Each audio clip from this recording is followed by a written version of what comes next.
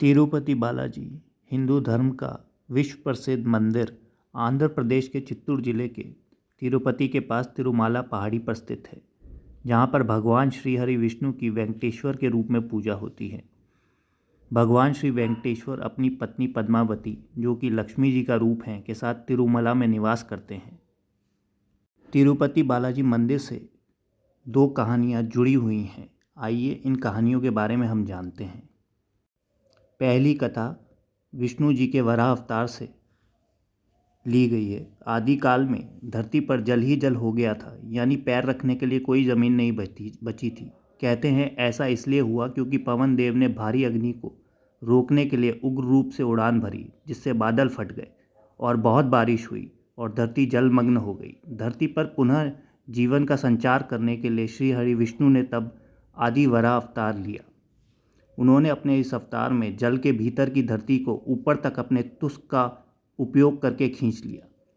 इसके बाद पुनः ब्रह्मा के योग बल से लोग रहने लगे और आदि वराह ने तब बाद में ब्रह्मा के अनुरोध पर एक रचना का रूप धारण किया और अपने बेहतर आधे, जो कि 4 हाथों वाली भूदेवी के साथ कृतचला विमना पर निवास किया और लोगों को ध्यान योग और कर्म योग जैसे ज्ञान और वरदान देने का फैसला किया।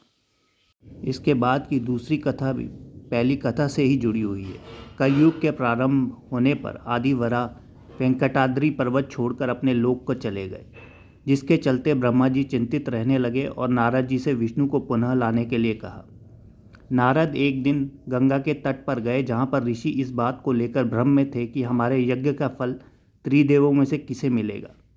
नारद जी ने उनके शंका का समाधान हेतु भृगु ऋषि को यह कार्य सौंपा।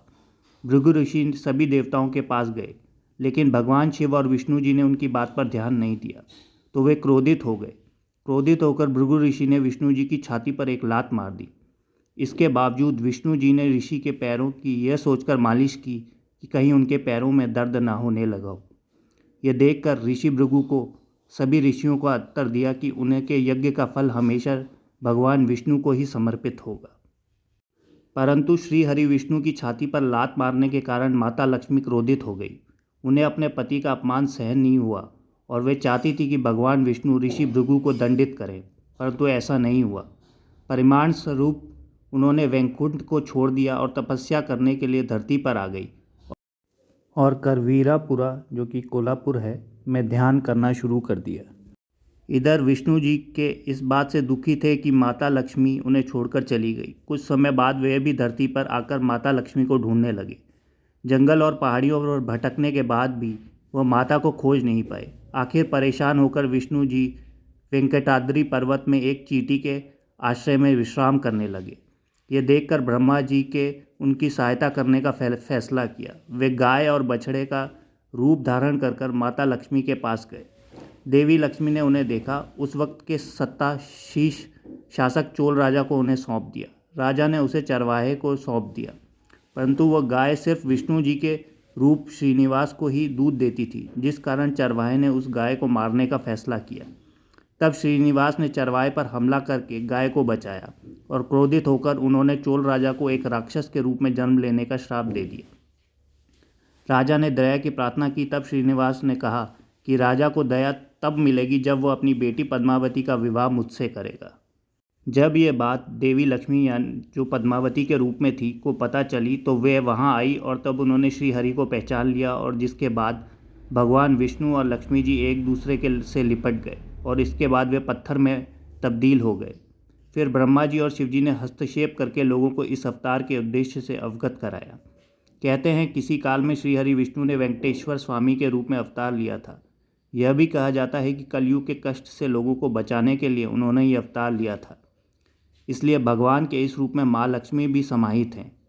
इसलिए यहाँ बालाजी को स्त्री और पुरुष दोनों के वस्त्र पहनाने की यहाँ परंपरा है। बालाजी को प्रतिदिन नीचे धोती और ऊपर साड़ी से सजाया जाता है।